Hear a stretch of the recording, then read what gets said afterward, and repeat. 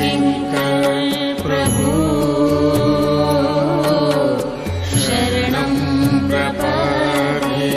और स्वयं भगवान उवाच है, भक्तिमती शबरी के समक्ष प्रभु खड़े हैं और प्रभु शबरी जी से कहते हैं, शबरी जी मातेश्वरी मम दर्शन फल परम अनुपा। देखिए भगवान कह रहे हैं कि संसार में किसी व्यक्ति के दर्शन में और मेरे दर्शन में बहुत अंतर है। क्या तात्पर्य है, क्या अंतर है उनका? मेरा जो दर्शन है वह सर्वथा अनोखा है, प्रभु ने कहा। तो लगता है कि जैसे आत्म प्रशंसा की बात कह रहे हैं प्रभु, मेरा दर्शन सर्वश्रेष्ठ। प्रभु ने कहा नहीं। क्या तात्पर्य है उनका? अगर आप किसी व्यक्ति के पास जाए, वो व्यक्ति स्वभाव से उदार हो, तो आप अगर जाएंगे तो वो आपको कुछ न कुछ देगा। हमारी कृष्णा जी के पास आप मिलने जाए, अब बड़ी उदार है तो विधायिका भी है, तो वो आप जो भी मांगेंगे वो आपको देंगे। पर भगवान कहते मेरे पास कोई आता है तो मेरे दर्शन का फल क्या है उनका? मैं कुछ नहीं देता। तो भाई व्यक्ति ने कहा व्यर्थ है भाई, क्यों हम आपके पास आए जब आप कुछ नहीं देते? प्रभु ने कहा मैं कुछ नहीं देता। तो क्या तात्पर्य है प्रभु का?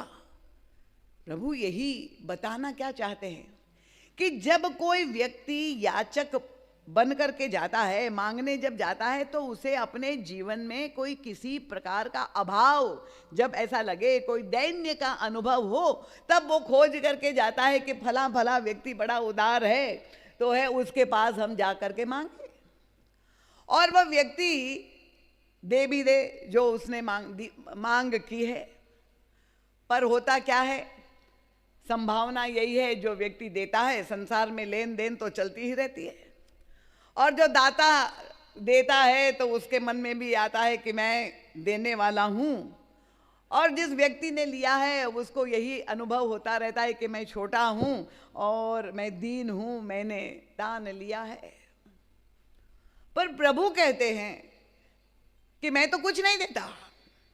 जब कोई व्यक्ति मेरे समक्ष आता है, मम दर्शन फल परम अनुपा, उनका जब जीव आता है मेरे सामने, तो इसी शब्द का प्रयोग प्रभु ने किया, जीव पाव निज सहज स्वरूपा। प्रभु कहते मैं कुछ देता इसलिए नहीं हूं कि तुम कौन हो, अपने स्वस्वरूप पर तुम जरा विचार तो करो।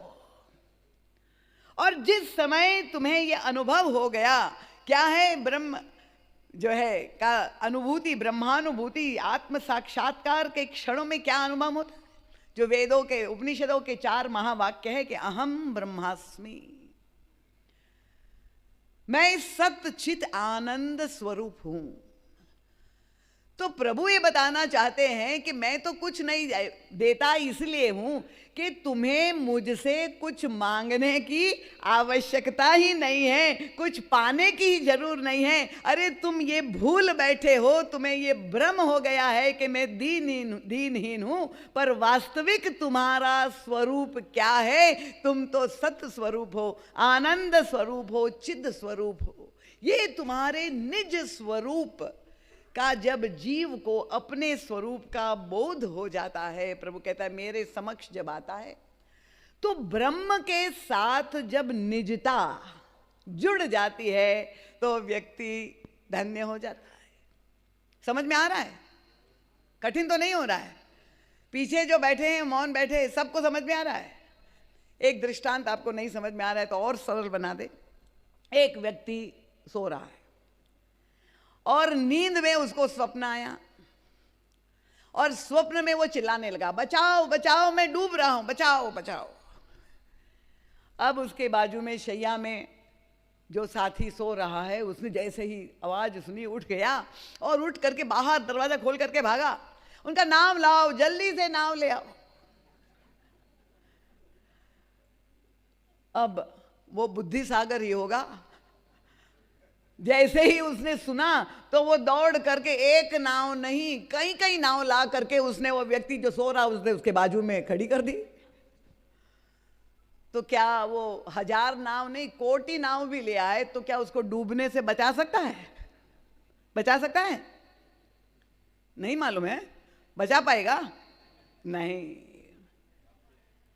इसलिए गोस्वामी तुलसीदास जी ने कहा विनय पत्रिका में कि सुभग सेज शैया सोवत, अगर वो गहरी नींद में सो रहा है और बूढ़त बारदी भय लागे।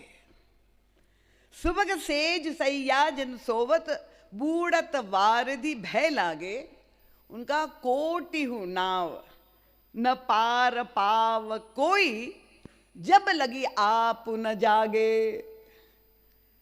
बुद्धिमान व्यक्ति उसका साथी वही तो होगा कि जब ये चिल्ला रहा है तो क्या करे, उनको जरा झकझोर करके उसको जगा दे, और जैसे ही वो जग जाएगा तो उसको ये समझ में आएगा कि अरे मैं जो डूब रहा था वो कल्पना में डूब रहा था, स्वप्न में डूब रहा था, वास्तव में मैं कहीं से भी डूब नहीं रहा। अब वो व्यक्ति धन्यवाद देने लगा कि बहुत अच्छा आपने मुझे बचा लिया मुझे डूबते हुए।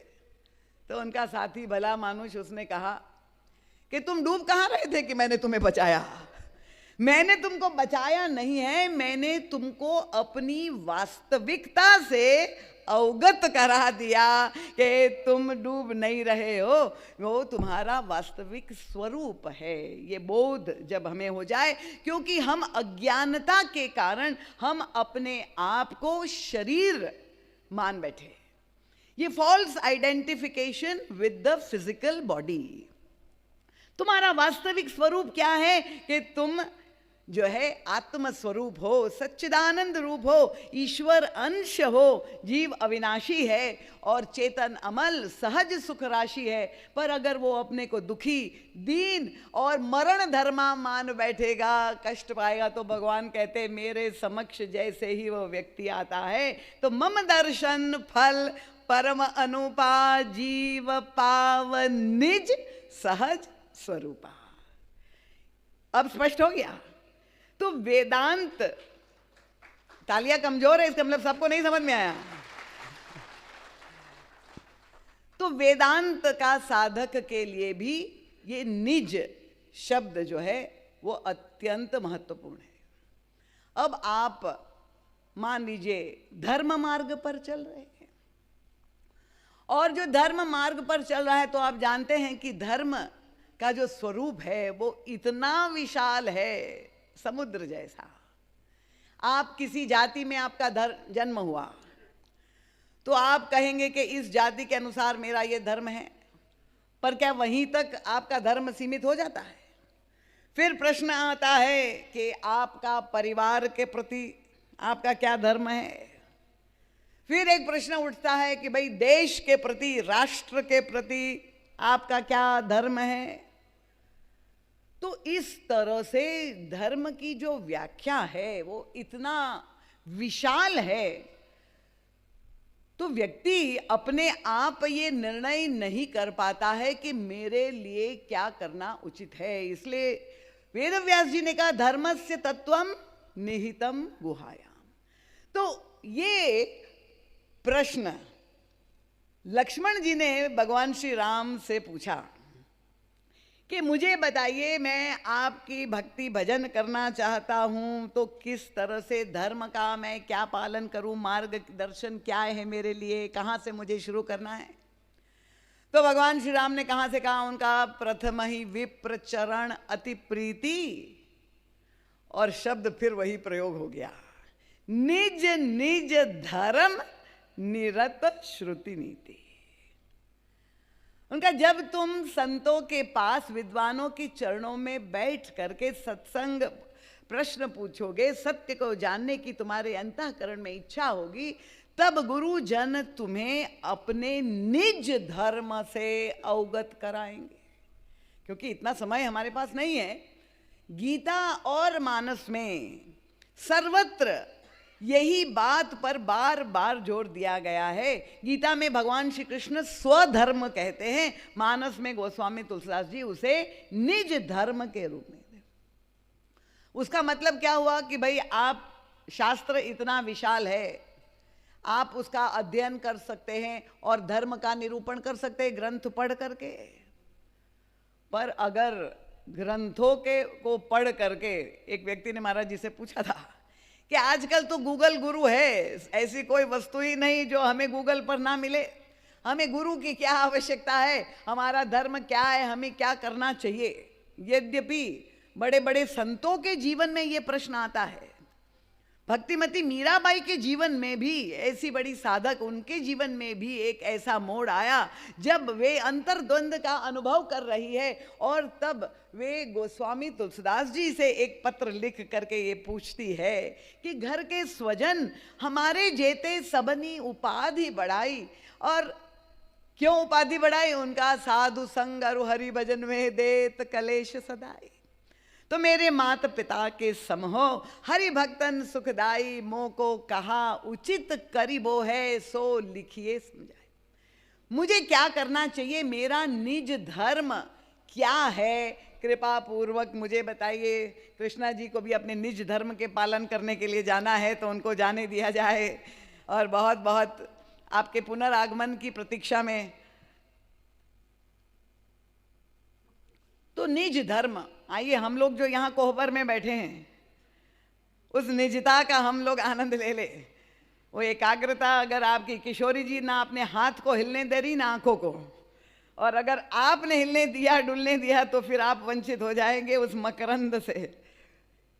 तो धर्म मार्ग में भी महाराज जी से किसी ने पूछा था ये प्रश्न कि महाराज जी हम लोग गूगल पर, इंटरनेट पे से जो है कोई भी निर्देश प्राप्त कर सकते हैं, इतने शास्त्र ग्रंथ है, गुरु की क्या आवश्यकता है। महाराज श्री ने कहा कि वैसे तो देखिए प्रत्येक विधा में अगर चिकित्सा ज्ञान की बात है तो वहाँ भी इतने ग्रंथ है, आप पढ़ लीजिए, सारे रोगों का भी वर्णन है, औषधि का भी वर्णन है, और आप अपने आप ही अपनी चिकित्सा कर लीजिए, आपको डॉक्टर के पास जाने की जरूरत ही नहीं है, सब कुछ आपको गूगल पर मिल जाएगा।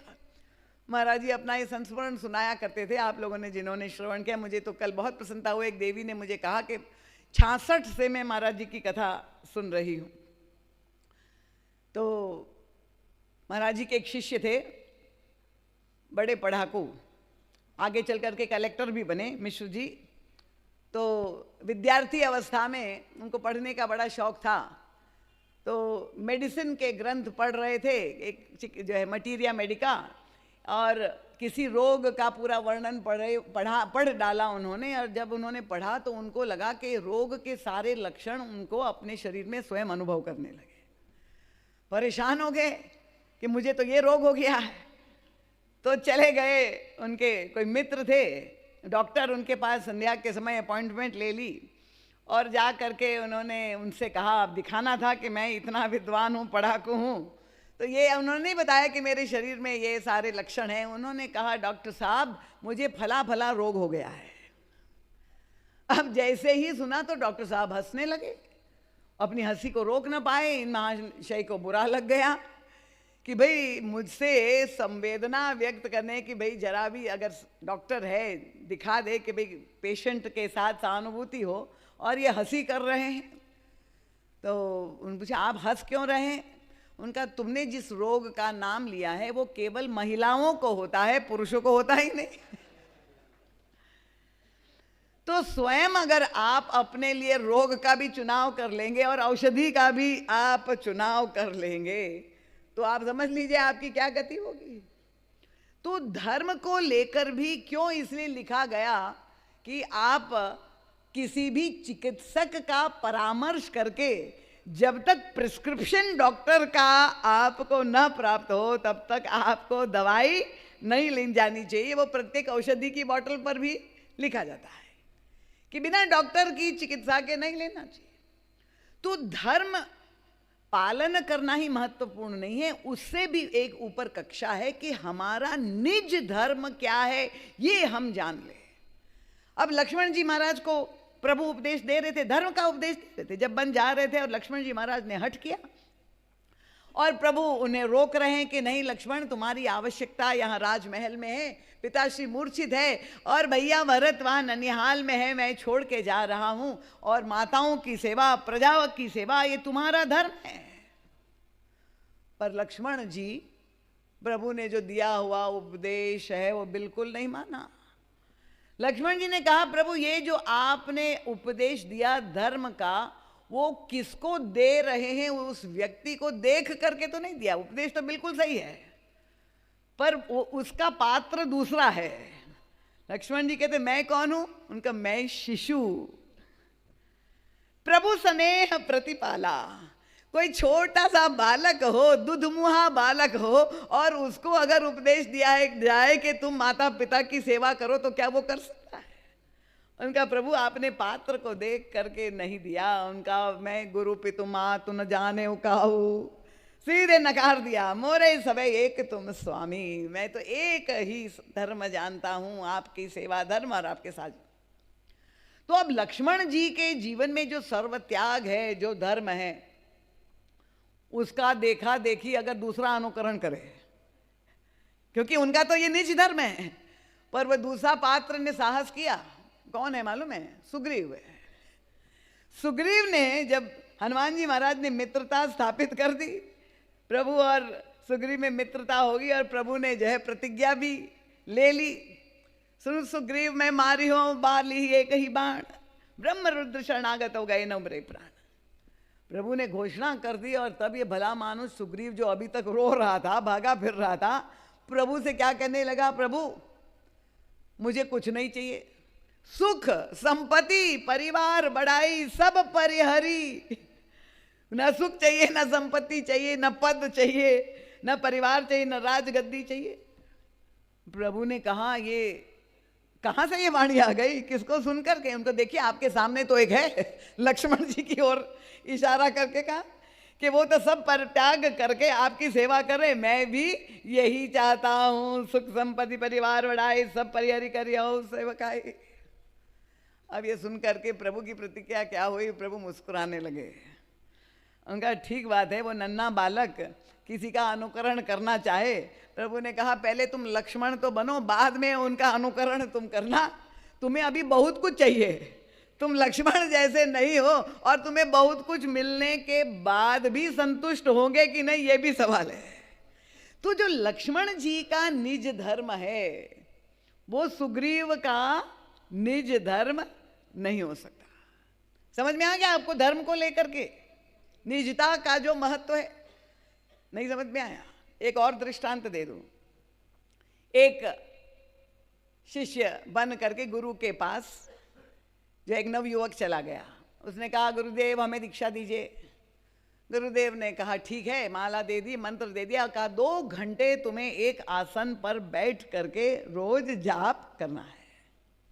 अब ये नवयुवक भला मानुष बचपन से ही सर्कस में के खेल में काम कर रहा था, और आप जानते कि सर्कस में कितनी उछल कूद होती है, जानते हैं ना, कि वह तो पूरा समय इधर से उधर। अब उनको जब गुरुदेव ने आदेश दिया कि तुम्हें 2 घंटे एक आसन पर बैठना है, बेचारे ने प्रयास तो किया पहले दिन, 2 दिन, 3 दिन जाप करने का, पर जो उछल कूद करने का अभ्यस्त था उसकी तो टांगों में दर्द हो गया। उनके लिए तो बैठना संभव नहीं था, सहज नहीं था। क्या करे पता नहीं, उसको क्या प्रेरणा हुई कि उसने माला तो वहीं पटक दी, और भगवान के मंदिर के सामने जहां बैठकर साधना कर रहा था, वहां भगवान के सामने सर्कस का खेल दिखाने लगा। और जब नए नए कर्तव्य भगवान के सामने दिखाने लगा, तो गुरु भाई ने देख लिया आश्रम में कि बताओ ये तो कितनी बड़ी उसका दुस्साहस है, भगवान के सामने सर्कस का खेल दिखा रहा है। जाके गुरु जी को कह दिया। गुरु जी को पता चला, विश्वास में आए, और तब खिड़की खुली थी, उससे गुरुजी ने देखा कि वास्तव में तो ये उछल कूद उठा पटक कर रहा था, सर्कस का खेल कर रहा था। और गुरुदेव का ध्यान गया सामने भगवान जहां मंदिर में श्री विग्रह प्रभु का था, तो गुरुदेव देख के चकित हो गए कि भगवान उस खेल को देखकर इतने प्रसन्न हो रहे थे कि ताली बजा रहे थे जब ये करतब दिखा रहा था। आप लोग भी बजा लीजिए, भगवान ने तो बजा ली है। तब गुरुदेव ने आकर के कहा हाथ जोड़ करके कि भैया कोई माला जपने की तुम्हें जरूरत नहीं है। जब भगवान इसी पे रीझ गए हैं तो यही तुम्हारा निज धर्म है, तुम उसी का पालन करो और प्रभु को तुम प्रसन्न करो। तो धर्म मार्ग में भी ये जितने भी भक्त है, जब लक्ष्मण जी प्रभु से प्रश्न करते हैं सुर नर मुनि सचराचर साईं मैं पूछूं, प्रभु को संबोधन करते हुए लक्ष्मण जी ने कहा कि आप तो सारे सचराचर के स्वामी हैं। तो प्रभु ने कहा अच्छा तुम उस रूप में मेरे पास आए हो सचराचर को? नहीं नहीं प्रभु, सावधान हो गए। उनका मैं पूछूं निज प्रभु की नाई, आप मेरे निज प्रभु है और इसलिए मैं आपके चरणों में ये प्रश्न कर रहा हूं। चाहे लक्ष्मण जी हो उनका जो निज धर्म है, चाहे भरत जी महाराज हो उनका जो निज धर्म है, वो दोनों एक नहीं है, सब में अलग अलग पार्थक्य होगा। और व्यक्ति अपने दूसरे के धर्म को देखा देखी अगर अनुकरण करेगा तो उसे धन्यता नहीं होगी। निज धर्म का पालन करेगा तो ही उसे संतोष, उसके लिए सहजता होगी। तो धर्म मार्ग में भी निजता का महत्व है, पर भक्ति मार्ग जिसकी हम चर्चा कर रहे हैं वहां तो निज महाराज जी कहते ये सारी भक्ति साधना का सार सर्वस्व है। उसका मतलब क्या हुआ? ये जो भक्तों का भगवान है, क्योंकि भक्त लोग इस बात से प्रसन्न नहीं हैं। कहा तो यही जाता है ईश्वर के उनके रोम रोम प्रति लागे कोटि कोटि ब्रह्मांड, करोड़ करोड़ ब्रह्मांड उनके रोम रोम पे है। किसी भक्त से कहा ये ईश्वर है तो उन्होंने कहा वो होगा बहुत बड़ा अपनी जगह के, पर ये हमारे किसी काम का नहीं है, क्योंकि हमारी पहुंच के वो बाहर है, हमारी पकड़ के वो बाहर है। हमें ऐसा ईश्वर अभीष्ट नहीं है। तो आपको कैसा ईश्वर दे? उनका वो जो सार्वजनिक ईश्वर है, जो सबका ईश्वर है, हमें ऐसा ईश्वर नहीं चाहिए। हमें तो अपने निज का ईश्वर चाहिए। जब तक हमारी ईश्वर से निजता स्थापित ना हो जाए, मेरे निज राम, और केवल हमारे अंदर निजता नहीं, भगवान भी, भक्त तो कहे कि ये मेरे निज प्रभु है और प्रभु भी कहे कि ये मेरा निज है। जब दोनों ओर से निजत्व की स्थापना हो जाए तो वो भक्ति की परिपूर्णता है।